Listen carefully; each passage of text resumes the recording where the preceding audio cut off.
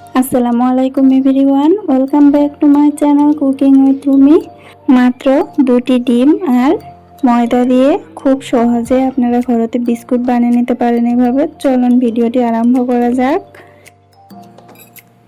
আমি এখন একটা বল নিয়ে নেব। এই বলের মধ্যেই 2টি ডিম ভেঙে নেব। আমার এই বিস্কুটটা উপরটা যত মচমচে হয়ে আসবে, ভিতরটা ঠিক ততই সফট হবে এইভাবে বিস্কুটটা বানিয়ে নিলে। আমি এই ডিমের মধ্যে এখন আধা কাপ চিনি দিয়ে দেব।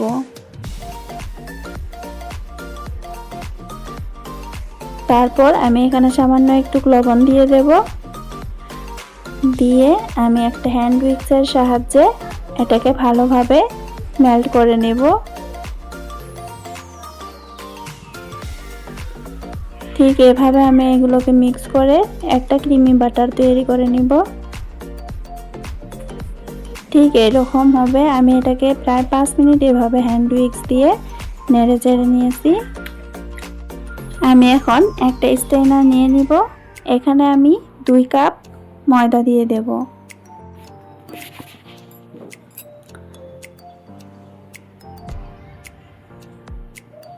এখন আমি একটা চামচ দিয়ে ময়দার ডিমগুলোকে এভাবে ভালোভাবে মিক্স করে নেব।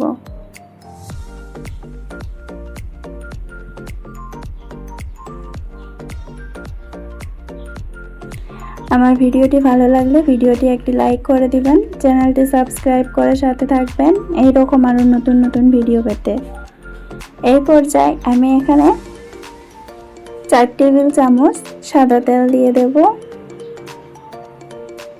দিয়ে এখন আমি এগুলোকে ভালোভাবে মেখে নেব।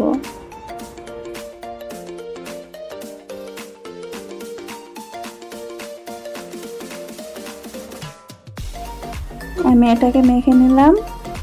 এখন আমি এটাকে বিস্কুট তৈরি করে নেব। আমি এটাকে ঠিক এভাবে দেখতে পাচ্ছেন, ঠিক এভাবে নিয়ে নেবেন। নিয়ে এটাকে কেটে নেবেন।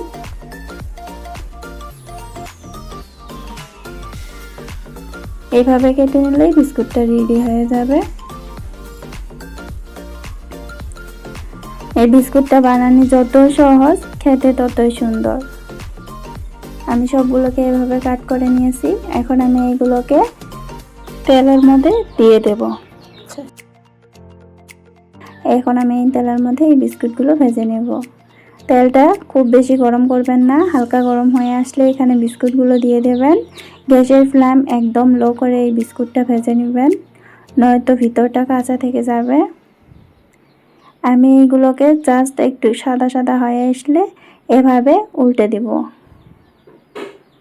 দিয়ে আমি আর একটু হয়ে আসলে এইগুলোকে এভাবে বারবার এভাবে নেড়ে চেড়ে বিস্কুটগুলোকে ব্রাউন কালার করে ভেজে নেব। গ্যাসের ফ্লেমটা লো রেখে এভাবে নাড়াচাড়া করে বিস্কুটটাকে ভেজে নেবেন।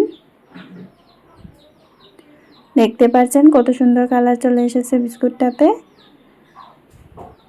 ঠিক এই পর্যায়ে আমি এখানে বিস্কুটগুলোকে তুলে নেব।